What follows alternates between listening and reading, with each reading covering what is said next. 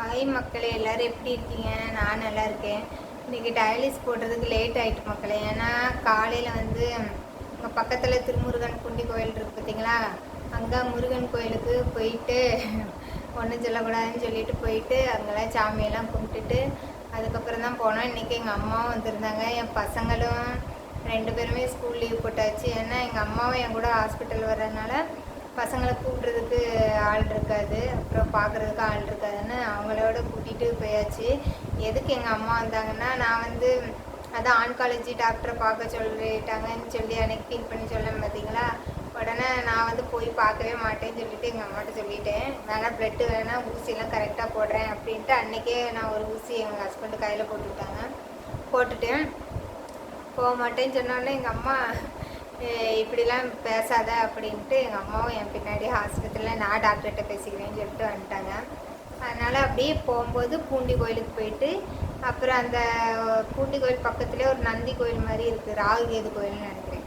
அங்கே காலையிலேயே காய் சாப்பாடு கொடுத்தாங்க. எங்கள் ஹஸ்பண்ட் வேறு அவசரத்தில் காலையில் சாப்பிடாம வேறு இருந்தாங்களா, அதனால் அவங்களுக்கும் சாப்பாடு வாங்கி கொடுத்து சாப்பிட்டுட்டு அதுக்கப்புறம் தான் போனோம்.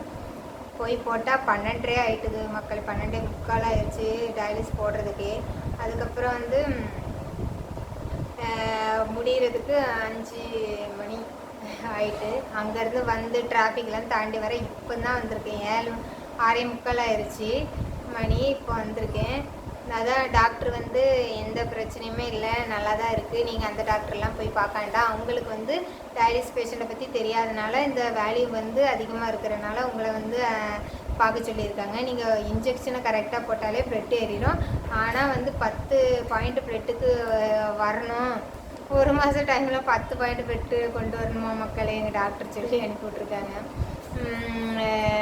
ஊசியை கரெக்டாக போடுங்க, வாரத்தில் 2 நாள். அதுவும் அவங்க இங்கே போட்டு விட மாட்டேங்கிறாங்க அப்படின்னு எங்கள் அம்மா புலம்பிட்டாங்க. இங்கே போடுற வரை நல்லா தான் போட்டுட்டு இருந்தா, இங்கே என்றைக்கு போட மாட்டோம், இங்கே ஹாஸ்பிட்டலில் ஊசி வாங்கினா தான் போடுவோம் என்றைக்கு சொன்னாங்களா, அன்னையிலேருந்து அவள் போட மாட்டேங்கிறா அப்படின்னு. உடனே அவங்க வெளியே வந்து கம்மி ரேட்டில் வாங்குறதுக்கு டாக்டரே வந்து எழுதி கொடுத்துட்டாங்க. அவங்க சொன்ன பிளேஸில் மட்டும் தான் வாங்கணுமா, ஏன்னா வந்து அங்கே தான் குவாலிட்டியாக இருக்குமா, அந்த பிராண்டு அங்கே கம்மி ரேட்டில் கிடைக்கும், மற்றபடி வேறு எங்கேயாச்சும் போய் வாங்கி போட்டுட்ருக்காதீங்க அப்படின்னு சொல்லிட்டாங்க. ஸ்ட்ரிக்டாக டாக்டர் சொல்லிட்டாங்க போல்.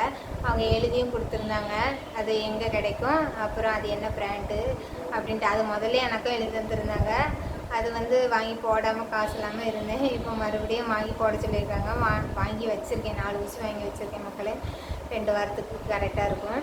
அதுக்கப்புறம் வந்து இது வந்து நுரையீரல் வந்து எதுக்கு, நுரையீரல் சொல்கிறேன் பாருங்க, லிவர் எதுக்கு பெருசாக இருக்குன்னா, டயாலிஸ் பேஷண்ட்டுக்கு வந்து தண்ணி வெளியே மோஸ்ட்லி யூரியன் வந்து போகாது பார்த்திங்களா, அதனால தான் அது தண்ணி குடித்து அவங்க உடம்புலேயே தங்குறதுனால கொஞ்சம் பெருசாக இருக்கும். மற்றபடி அதெல்லாம் ஒரு பிரச்சனை இல்லை. விட்டமின் B12 பிரச்சனை இல்லை. டயாலிஸ் பண்ணுறதுனால பேஷண்ட்டுக்கு அப்படி தான் இருக்கும். அது அந்த இன்ஜெக்ஷனை கட் பண்ணிட்டா வந்து ஒரு 2-3 மாதத்துலேயே அதுவே நார்மல் ரேஞ்சுக்கு வந்துடும். ஆனால் வார கணக்கில் ஆகும்னு சொன்னாங்க, மாதம் ஆகும்னு சொல்லியிருக்காங்க போல்.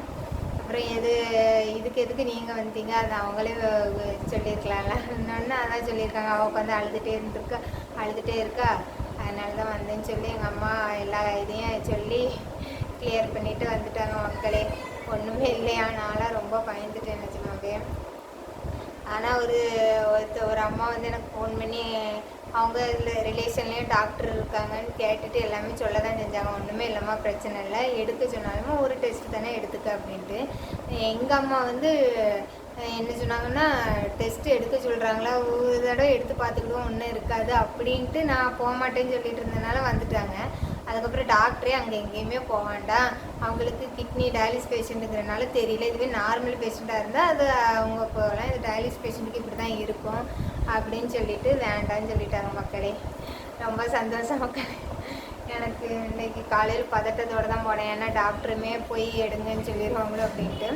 டாக்டர் எங்கேயுமே போக வேண்டாம், கரெக்டாக டேப்லெட் போட்டு தண்ணியை லிமிட்டாக குடிச்சிட்டு நல்லா ஃபுட் டயட்டை ஃபாலோ பண்ணிவிட்டு அப்படி இருந்தாலே போதும், ப்ளட்டு ஊசியை கரெக்டாக போட்டாலே ப்ளட்டு ஏறிடும், எங்கேயும் போக வேண்டான்னு சொல்லி முடிச்சிட்டாங்க எங்கள் டாக்டர், அறிவழகன் டாக்டர். அதுக்கப்புறம் ஒரு சிஸ்டர் வந்து கமெண்ட்டில் கேட்டிருந்தாங்க, பிறப்புறுப்பில் வந்து அரிப்பு மாதிரி வருது, அது யூரின் இன்ஃபெக்ஷனுக்கு வந்துச்சான்ட்டு. பிறப்புறுப்பில் வந்து அரிப்பு மாதிரி இருக்குது, அந்த மாதிரி யூரின் இன்ஃபெக்ஷனுக்கு இருந்துச்சான்னு கேட்டாங்க. எனக்கு யூரின் இன்ஃபெக்ஷன் வந்தது, யூரின் கடுன்னு ஒரே போயிட்டே இருக்கும். அந்த வலி அந்த அந்த யூரின் வரும்போதே வலிச்சுக்கிட்டு அப்படி தான் வந்துச்சு. ஆனால் இந்த பிறப்புறுப்பு அந்த யூரினரி ட்ராக் வேறு, நம்மளுக்கு பிறப்புறுப்புன்றது பார்த்திங்களா, அதில் அரிப்பு வந்துச்சுன்னா எனக்கு வந்து எங்கள் பாப்பா ஃபஸ்ட்டு பாப்பா பிறந்திருந்தா பார்த்திங்களா, அது கொஞ்ச நாள் கழித்து எனக்கு ஃபங்கல் இன்ஃபெக்ஷன் மாதிரி ஒரே ஒரு டைம் வந்திருக்கு. வெள்ளை வெள்ளையாக அப்படி தட்டையாக இருந்த மாதிரி இருக்கும், ரொம்ப அரிக்கும். நம்ம சுடு தண்ணி வச்சு நல்லா க்ளீன் பண்ணினா கொஞ்சம் நேரம் கேட்கும், அதுக்கப்புறமா அரிப்பு அந்த மாதிரியே இருக்கும். நான் வந்து சுகரு பேஷண்ட்டுக்கு தான் இப்படி வரோன்னு கேள்விப்பட்டேன். ஏன்னா எங்கள் பெரியம்மாலாம் வந்து அப்படி சுடு தண்ணி வச்சு ஊற்றுவாங்க. அதனால் வந்து ஒருவேளை சுகர் இருக்கும்போதெல்லாம் நான் டெஸ்ட் பண்ண போயிருக்கேன். அப்போ தான் டாக்டர் சொன்னாங்க இது ஃபங்கல் இன்ஃபெக்ஷனு, வெள்ளை வெள்ளையாக ஃபங்கஸ் மாதிரி, அது இந்த வெள்ளைப்படுறது மாதிரியே வெள்ளை வெள்ளையாக லைட்டாக தட்டையாக இருந்த மாதிரி இருக்கும் பார்த்துக்காங்க. அது அப்போ அங்கங்கே ஒட்டிகிட்டு இருந்த மாதிரி இருக்கும், அது இருந்த இடம் எல்லாமே அரிக்கும். ஆனால் அதை வந்து ஒரு 3 நாள் தான் இருக்கும்னு சொல்லுவாங்க.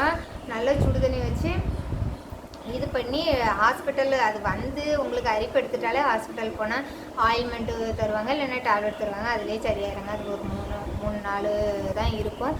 ஆனால் இருந்தால் பெரிய நரக வேதனை மாதிரி தான் இருக்கும், அரிச்சிக்கிட்டே இருந்த மாதிரி இருக்கும். நம்ம ஏதாவது வேலைக்கு ஏதாவது ஸ்கூலு இந்த மாதிரிலாம் போகிறவங்களுக்கு இருந்துச்சுன்னா அவ்வளோதான் மக்களே, அவ்வளோ அரிப்பு இருந்த மாதிரி இருக்கும். எனக்கு வந்து நான் அப்போது எங்கள் பாப்பா பிறந்து வீட்டில் தான் இருந்தேன்னா, அதனால் சுடு தண்ணி வச்சு இது பண்ணுவேன். இது நான் எதுக்கு பப்ளிக்காக சொல்கிறேன்னா, இது ஜென்ஸ் பார்த்தாலே எனக்கு பிரச்சனை இல்லை. ஏன்னா ஒரு ஜென்ஸுக்கு கண்டிப்பாக அவங்க சிஸ்டர் இருப்பாங்க, கண்டிப்பாக ஒரு மகள் இருந்தாலும் இருக்கும், ஒய்ஃப் கூட இருக்கலாம். அதனால் இதெல்லாம் சொல்கிறதுக்கெல்லாம் கூச்சப்படக்கூடாது மக்களே, இதெல்லாம் தெரிஞ்சுக்கணும்.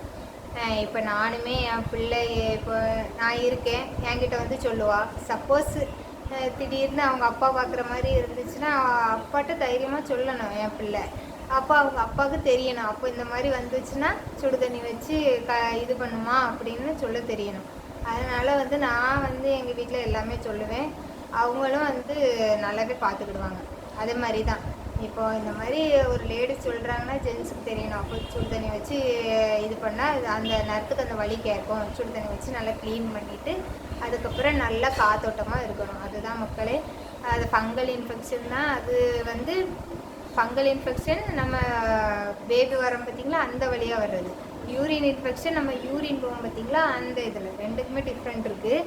அதனால் ஐயோ என்ன இப்படி அரிக்குது, பயமாக இருக்குது அப்படிலாம் சொல்லி வீட்டில் பயந்துட்டுலாம் இருக்காதீங்க. உடனே பக்கத்தில் இருக்கிற ஹாஸ்பிட்டலில் போய் நீங்கள் சொன்னாலே அவங்க ஒரு ஆயில்மெண்ட் தருவாங்க. அந்த ஆயில்மெண்ட் போட்டால் உடனே சரியாயிடும், அதுக்கப்புறம் வராது. இல்லைன்னா சுடு தண்ணி வச்சு நல்லா ஒரு நாளைக்கு ஒரு 6-7 டைம் நம்ம கழுவி எடுத்தாலே அது வந்து ஒன்றுமே செய்யாது மக்களே, சரியாயிடும். இது வந்து நான் பப்ளிக்காக சொல்கிறேன்னா, நாளைக்கு உங்களுக்கும் ஒரு ஜென்ஸு பார்த்தீங்க தப்பாலாம் எடுத்துக்காதீங்க. நாளைக்கு உங்கள் பேபியே வந்து எனக்கு இந்த மாதிரி இருக்குதுன்னு சொன்னால் நீங்கள் சுடு தண்ணி வச்சு கொடுக்கணும் தைரியமாக. ஏன்னா அது பிள்ளைங்க என்ன பண்ணுவோம், ஒன்றா அம்மா இல்லைன்னா அப்பா, இந்த 2 பேர்த்துக்கிட்ட தான் யார்ட்டையாவது சொல்ல முடியும். நான்லாம் வந்து எங்கள் அப்பா கிட்டலாம் ஷேர் பண்ண பயந்தேன். ஆனால் என் பிள்ளைய வந்து நான் அப்படிலாம் வளர்க்க மாட்டேன். எதனால என் ஹஸ்பண்டுக்கு தெரியணும், என் ஹஸ்பண்டு உடனே ட்ரீட்மெண்ட் கொடுக்குற லெவலுக்கு அவரும் வந்து இதாக இருக்கணும். அதனால தான் சொல்கிறேன் மக்களே, இதெல்லாம் வெளியே சொன்னால் கூச்சமாக இருக்குது அதெல்லாம் நினைக்காதீங்க. உடனே ஹாஸ்பிட்டல் போய் பார்த்தீங்கனாலே எல்லாம் சரியாயிரும் மக்களே.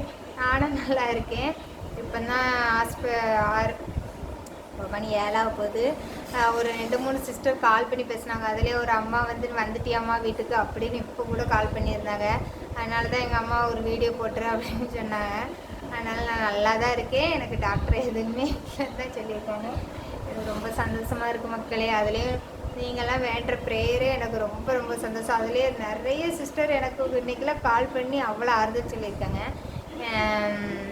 எனக்கு இந்த மாதிரி சொந்தம் கிடச்சதே ரொம்ப சந்தோஷம்.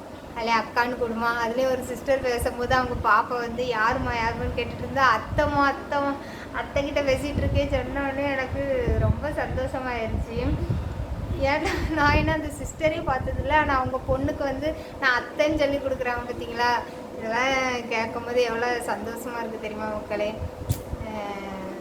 எனக்கு ஏதோ யூடியூப் வந்து ஏதோ ஒரு 4-5 அத்தைன்னு சொல்கிற அளவுக்கு எனக்கு ரிலேஷன்லாம் இருக்குது. போயிட்டு வந்துட்டியான்னு கேட்குறதுக்கு கூட கேட்குறாங்க பார்த்தீங்களா. காலையிலையும் கேட்டாங்க, அம்மா ரிப்போர்ட்லாம் வந்துருச்சா, டாக்டர்கிட்ட காமிச்சியாம்மா, டாக்டர் என்ன சொன்னாங்கன்ட்டு. அதுக்கப்புறம் சாயங்காலமும் நீ வீட்டுக்கு போயிட்டியாம்மான்னு ஃபோன் பண்ணி கேட்டாங்க. எனக்கு ரொம்ப சந்தோஷமாக இருந்துச்சு. என்ன சொல்லன்னு தெரில மக்களே, நான் நல்லா தான் இருக்கேன். சரி மக்களே, நான் இனி ஏதாவது தோசை ஏதாவது சாப்பிட்டுட்டு டேப்லெட் போட்டு படுக்க போகிறேன் மக்களே. ரொம்ப டயர்டாக இருக்குது. ஏன்னா இந்த பசங்களையும் ஹாஸ்பிட்டல் கூப்பிட்டு போயிட்டோமா. நான் இப்போ டயாலிஸ் தான் பண்ணேன். ஆனால் என் ஹஸ்பண்ட் ரொம்ப பாவம். 2 டைம் வச்சு மேய்க்கிறது எவ்வளோ கஷ்டம் தெரியும் மக்களே. அப்படி வச்சு மேய்ச்சிட்டு கிடந்தாங்க. சரி பாய் மக்களே, குட் நைட். நான் நல்லபடியாக டயாலிஸ் போயிட்டு வந்துட்டேன் மக்களே.